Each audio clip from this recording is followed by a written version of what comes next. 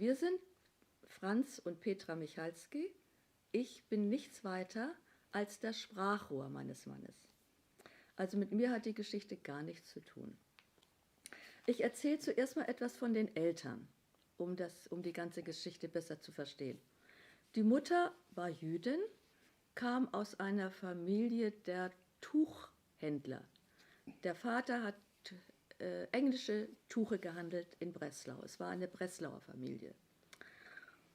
Und Lilly, die Mutter, war Jüdin und hat, bevor sie geheiratet hat, ist sie zum katholischen Glauben übergetreten, weil die große katholische Familie ihres zukünftigen Mannes glaubte, das sei sicherer. Und jetzt kommt der Vater. Der kam in einen Getreidegroßhandel und ist jetzt also schon als junger Lehrling in die Kundschaft gefahren und merkte, dass in Schlesien die verschiedensten Dialekte gesprochen wurden. Oberschlesisch, Unterschlesisch, Lausitzisch und Thüringisch und Sächsisch. Und das fand er interessant und hat sich das auch so angenommen und hat dann seine Kunden auch jeweils in ihrem Dialekt angesprochen. Und das fanden sie sehr schön. Und jetzt haben die beiden beschlossen, sie gehen nach Görlitz, raus aus Breslau, und haben da gegründet eine Agentur für chemische, kosmetische und pharmazeutische Produkte. Die Hauptfirma, die sie vertreten haben, war die Firma Schwarzkopf aus Berlin. Und die alte Frau Schwarzkopf, das war die Chefin von den 3 Schwarzkopf-Söhnen in Berlin. Sie hatte aber immer noch das Sagen, sie war die Chefin, obwohl ihre Söhne den Betrieb geleitet haben. Aber die alte Frau Schwarzkopf hat die jungen Michalskis kennengelernt bei den Vertragsabschlüssen und hat sie wohl sehr gern gehabt. Denn über die ganze Zeit, über die Nazizeit bis zum Schluss und sogar nach dem Krieg noch, hat sie immer so ein bisschen die Hand über die Familie gehalten. Auch das war ein Grund, weswegen sie überleben konnten.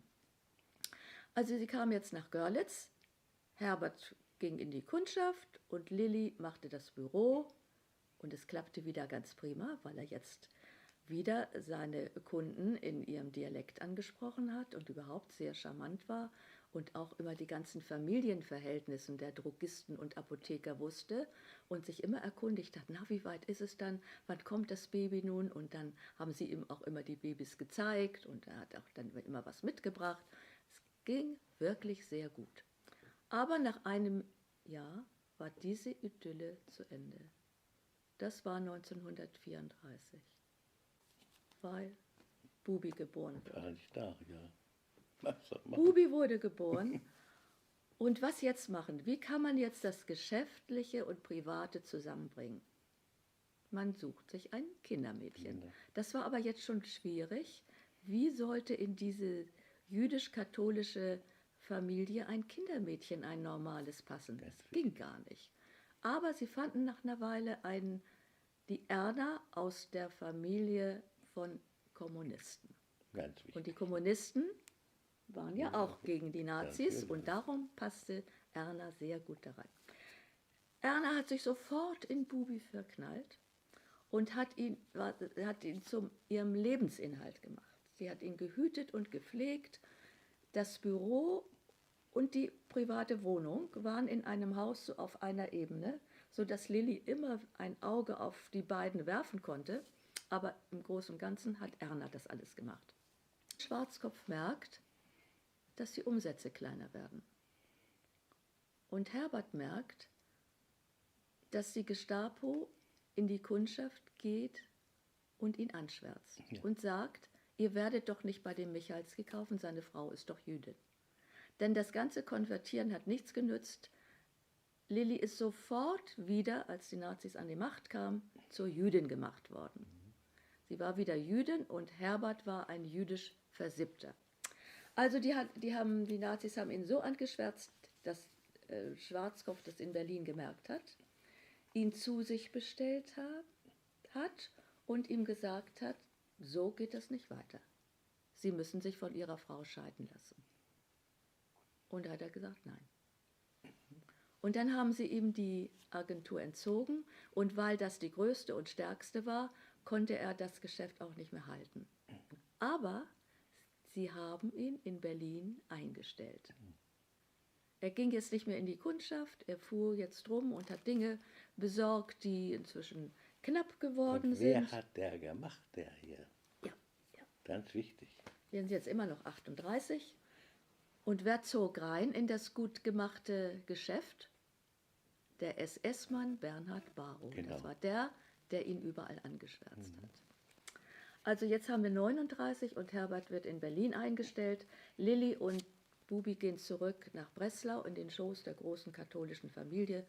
Da haben sie sich sicherer gefühlt als in Berlin, wo sie ganz allein gewesen wäre.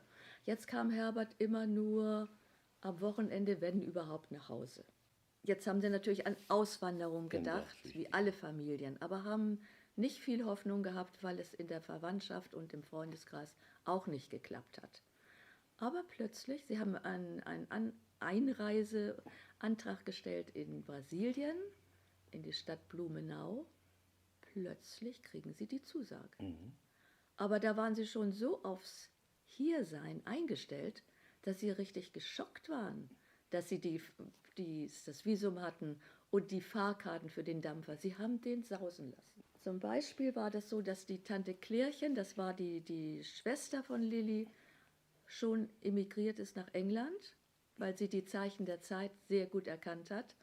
Aber in der Zwischenzeit der Vater auch so elendiglich in einem Judenhaus leben musste. Ganz klein, raus aus so einer großen Wohnung, ganz klein in einem Zimmer mit vielen Familien mussten sie sich eine Küche und ein Badezimmer teilen und die durften ja gar nicht mehr alles kaufen, die Juden.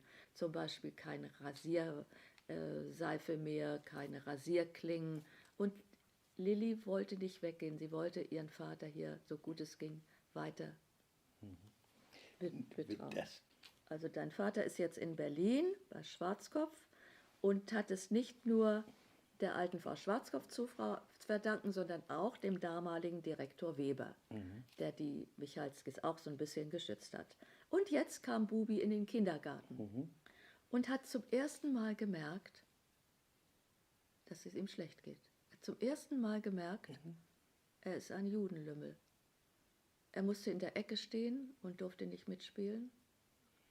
Und er wurde auch immer nur als Judenlümmel bezeichnet. Und er mochte es zu Hause nicht erzählen, weil seine Mutter schon so traurig geworden ist durch die Umstände, dass der Vater nicht immer da war und dass ihrem eigenen Vater nicht gut ging. Und da hat er nichts erzählt, hat es immer alles runtergeschluckt. Jetzt haben wir 1940 und Herbert kommt zur Wehrmacht. Der Vater kommt zur Wehrmacht. Das war auch nicht schlimm, denn wenn er jetzt nach Hause kam, waren es immer so 2 Wochen. Das war besser als vorher. Und ein großer Hund wurde angeschafft, denn inzwischen war es schon sehr unangenehm, auf die Straße zu gehen als Jude. Man wurde angeschimpft, auch mal im Vorbeigehen angerempelt. Juden waren freiwillig, man konnte mit ihnen machen, was man wollte. Und dieser große Hund, das war so ein Airedale Terrier, hat man gedacht, der macht so ein bisschen Distanz zu der bösen Bevölkerung. Und was noch sehr schön war 1940, der kleine Peter ist geboren. Das wird der hier. Das Pittchen. Der. Jetzt haben wir 41 und jetzt fängt eine sehr schöne Zeit an. Der Franzl kommt in die Schule. Und das war gut. Und das war richtig gut. Er war ein ganz normales Kind, kein Judenlümmel. Er wurde von niemandem gehänselt. Er war ein ganz Sehr normales. gut, ja. Ist was Besonderes gewesen. Anderen Kindern ging es sehr viel schlechter. Aber bei uns war es gut. Bei ihm war es sehr gut. Und jetzt beginnen die ersten Judentransporte, Ja. sodass man immer wieder neue Nachrichten hatte. Der und der ist abgeholt worden, aus der Verwandtschaft und aus dem Freundeskreis. Und Juden durften nicht mehr den ganzen Tag einkaufen gehen. Nur noch 1 Stunde pro Tag. Meistens war das so, das war unterschiedlich, aber in Breslau war es so zwischen 4 und 5. Und das war ganz, ganz sehr demütigend für die Mutter. Denn alle Kunden, die nach ihr kamen, wurden vor ihr bedient. Und wenn sie dann endlich dran war, wurde sie sehr hämisch und unfreundlich gefragt, was sie denn wolle. Und das war dann meistens nicht mehr da. Aber das hat jetzt der Franzl übernommen, Das waren die denn er heißt jetzt nicht mehr Bubi, er heißt jetzt Franz. Als er in die Schule kam, hat seine Mutter zu ihm gesagt, du heißt jetzt nicht mehr Bubi Michalski, du heißt Franz Michalski. Und jetzt wird Herbert beim Militär gefragt, ob er in die Unteroffizierlaufbahn eintreten will. Und da hat er gesagt, ja. Dann müssen sie sich aber von ihrer Frau scheiden lassen. Und da hat er gesagt, nein. Und er wurde unehrenhaft aus der Wehrmacht entlassen. Das war nicht weiter schlimm. Gott sei Dank hat Schwarzkopf ihn wieder aufgenommen. Ganz wichtig. Gott sei Dank, vielen jüdischen Familien ist es nicht so gut gegangen. Die sind total verarmt. Aber ihnen ging es gut. Sie hatten, das war jetzt wieder diese Hand der Schwarzkopf-Mutter, die über die Familie gehalten hat. Bei dieser Gelegenheit hat er schon mal die Fühler ausgestreckt. Wer könnte mir helfen, wenn ich untertauchen muss? Und traf dabei erstmal in seiner Firma Gerda Metz, seine Kollegin. Jeder Helfer hatte ein besonderes Motiv zu helfen. Bei der Erna, dem Kindermädchen, war das einfach Liebe zu Bubi und der ganzen Familie. Bei der Gerda Metz war das Hass auf die Nazis. Sie hatte einen jüdischen Verlobten und der musste nach Palästina flüchten und hat zu ihr gesagt, du kommst doch nach. Und dann brach der Krieg aus und sie konnte nicht mehr. Und sie gab jetzt natürlich den Nazis die Schuld für ihr Unglück. Sie hat gesagt, ich helfe ihnen, wo ich nur kann. Und jetzt unterwegs auf der Reise traf er den Marquis de Rispaldizza. Und so schön wie er hieß, so sah er auch aus. Und er hat gesagt, wenn Sie untertauchen müssen, kommen Sie zu mir. Ich bin der Schwiegersohn einer Zahnpasta-Fabrikantenfamilie aus Berlin. Die sind wegen der Bombardierung, haben die sich ein Schloss in der Steiermark gemietet und die haben ganz weitreichende Katakomben und da können Sie hinkommen. Außerdem, ich vergesse es nicht, waren das auch noch Zeugen Jehovas. Genau, ganz wichtig. Aber jetzt passiert was Trauriges.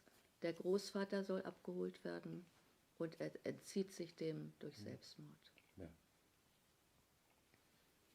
Die Judentransporte nahmen immer größeren Ausmaß an und immer knapper und kleiner wurde die Familie und der Freundeskreis.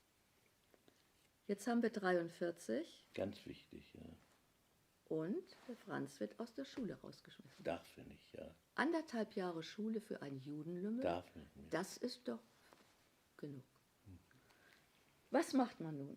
Die Mutter hat versucht, ihn zu unterrichten, aber weil sie schon so nervös war, klappte das nicht gut.